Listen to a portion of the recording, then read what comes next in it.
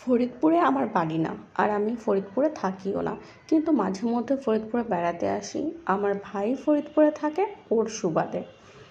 তো আজকে আমরা টেরাসে খেতে গেছিলাম, যদিও রুবেল নিয়ে গেছিলো, কারণ আমি যতবারই ফরিদপুরে আসি ততবারই ও আমাকে নতুন নতুন কোনো রেস্টুরেন্টে নিয়ে যায়।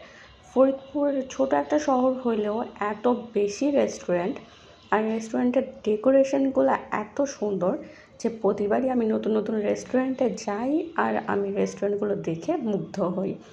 তো এবারও হচ্ছে এটা নতুন হয়েছিল, আমি প্রথমবার আসলাম। মেজো ভাইয়া যদিও আগেও আসছে, কিন্তু ও আমাকে এবার প্রথম নিয়ে গেছিলো। এটা দোতলা একটা রেস্টুরেন্ট ছিল, আর রেস্টুরেন্টের নিচতলা প্লাস দোতলা দুইটাই কিন্তু ডেকোরেশনটা অনেক সুন্দর ছিল।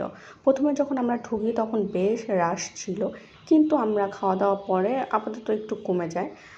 আর মাহাদির কেক আমার অনেক পছন্দ, তাই মেজো ভাই মাহাদির কাছে আমার জন্য একটা কেক অর্ডার করছিল স্পেশালি আমার জন্যই। আমি ফরিদপুরে আসছি আর ওর কেক খেতে পছন্দ করি, জাস্ট এই জন্য। কেক খাওয়ার কোনো উপলক্ষ ছিল না। তো আর মাহাদি ওর নিজের পছন্দ মতো এই কেকটা ডেকোরেশন করেছিল। এই কেকটা দেখতে যতটা সুন্দর, খেতেও কিন্তু অনেক বেশি মজা ছিল। আর এদিকে আমাদের খাবারগুলো চলে আসছিল, আম্মু ডাকাডাকি করছিল, তাই আমরা খাবারগুলো খেতে চলে আসি।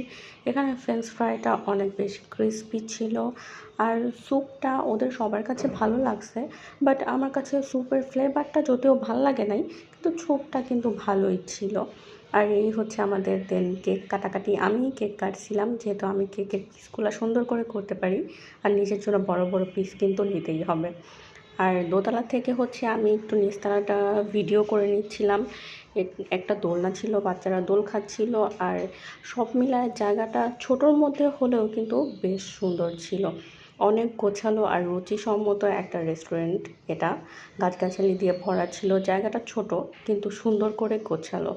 বসার জন্য, ছবি তোলার জন্য, বার্থডে পার্টির জন্য বা দোলনা খাওয়ার জন্য বাচ্চাদের আর বড়দের সবার কিন্তু খুব ভালো লাগবে।